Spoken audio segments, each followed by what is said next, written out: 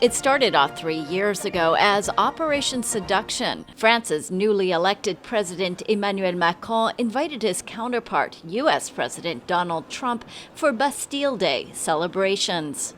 After a reportedly tense beginning, the two leaders seemed to hit it off. But the honeymoon didn't last. On issues from climate change to the Iran nuclear agreement, or JCPOA, to the European Union, they are far apart.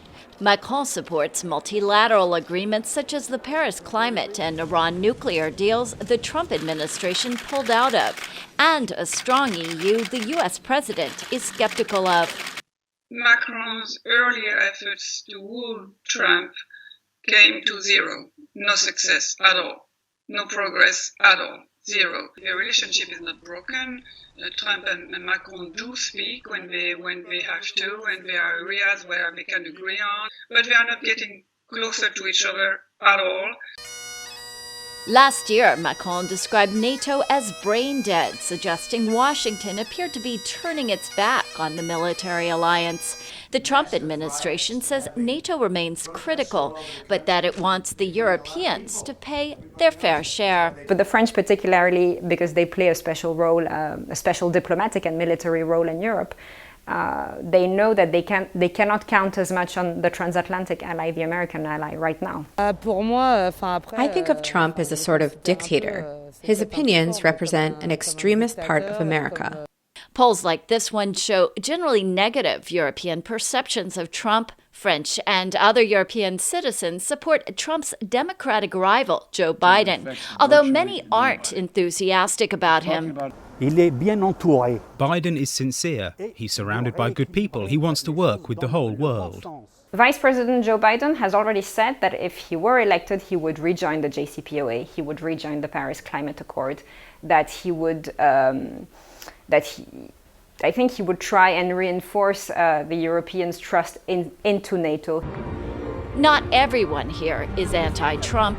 The far-right National Rally, France's largest opposition party, generally backs his administration, along with some conservatives.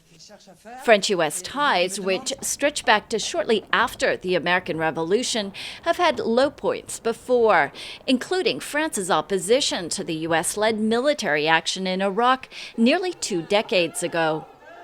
Still, experts say today's differences are more substantial and longer term. Even before Trump's election, America's focus had been shifting elsewhere, to Asia, the Middle East, and Latin America.